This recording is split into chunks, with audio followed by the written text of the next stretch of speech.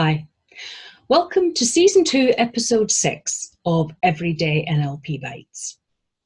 If you haven't been watching or listening to earlier podcasts, my name is Florence Madden. I'm an NLP trainer and coach based in Cumbria in the north of England, and I'm also the author of The Intention Impact Conundrum, a book that I wrote based on the Personal Effectiveness at Work course that I run in the Lake District. And I'm the co-author of Everyday NLP, a book that I co-wrote with my friend and associate, Eleni Sarantanu.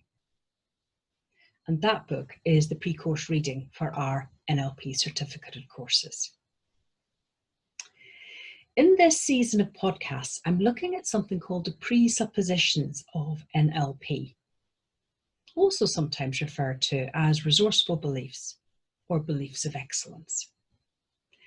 And in this episode, I am looking at the one that is the meaning of the communication is the message that is understood, or sometimes expressed as the meaning of the communication is the message that it elicits.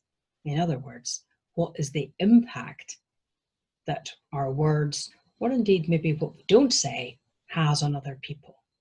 And that is the true meaning, if you like, of the message.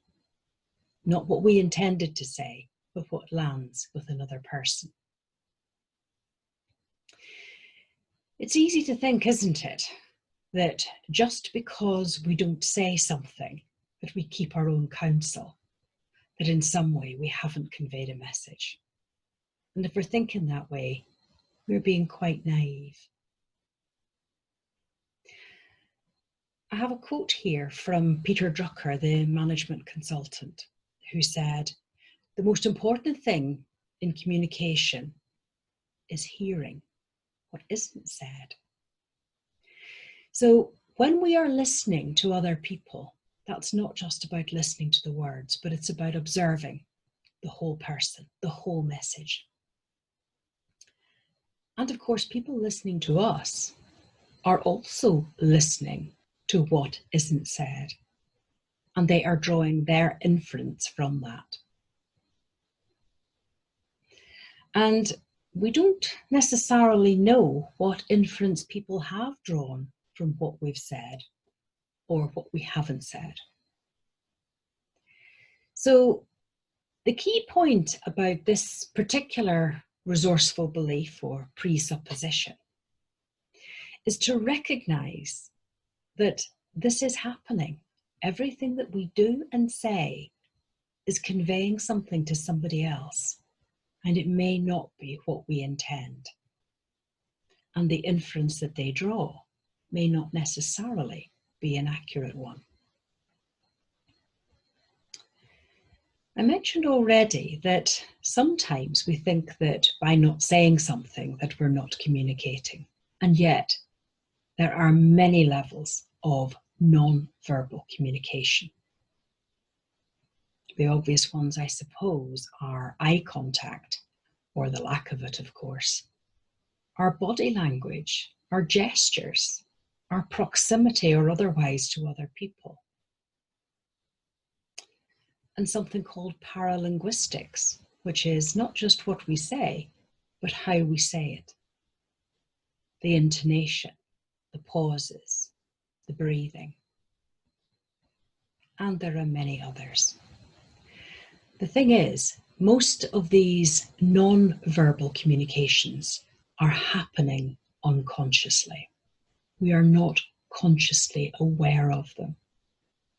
And consequently, we are not necessarily aware of the message that they are giving, if you like, on our behalf. And then there is when we actually do speak. The L in NLP stands for linguistics or linguistic,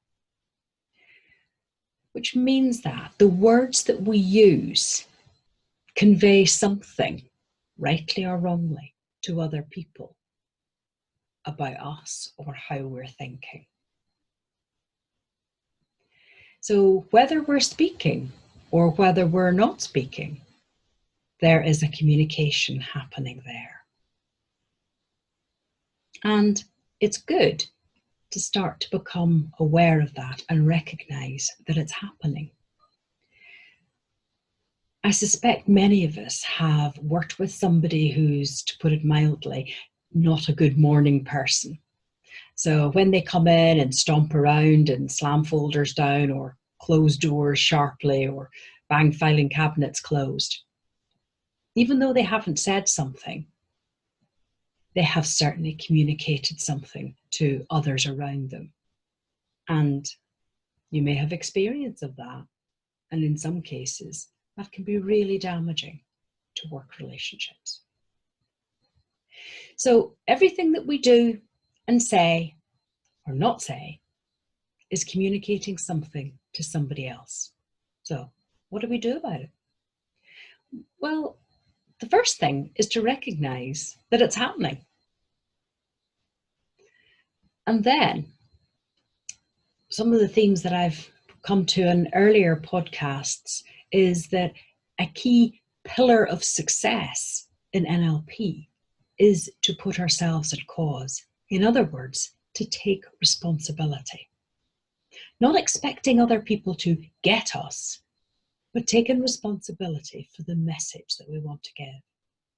And I think that includes being tolerant of people when they get us wrong,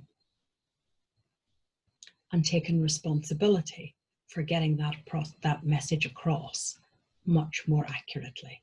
In other words, being willing to clarify. And of course, another theme that returns again and again in NLP is that we work from outcome. We think, what is the outcome that we're looking for? And in communication, that is, well, what do I want to achieve here? And taking responsibility for achieving it. And through these podcasts, I have been communicating verbally and non-verbally, undoubtedly, with the people that are watching or listening. And for that reason, I think on every podcast, I have invited feedback. Because how else do I know how that message is being conveyed and whether I'm meeting my outcome if I don't hear from viewers or listeners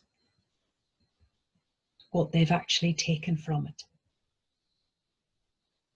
And just to finish, our communication with other people is really, really key. And I have a quote here from Anthony Robbins, which I think really underlines the importance of this. The way we communicate with others and with ourselves ultimately determines the quality of our lives. So what could be more important? Thank you again for listening to this podcast or watching it on YouTube, however you're consuming it. Next week, I'm going to be looking at another presupposition, and this time it is that memory and imagination are wired on the same circuits. So I hope you'll join me then to find out more about what that means and how that can help us.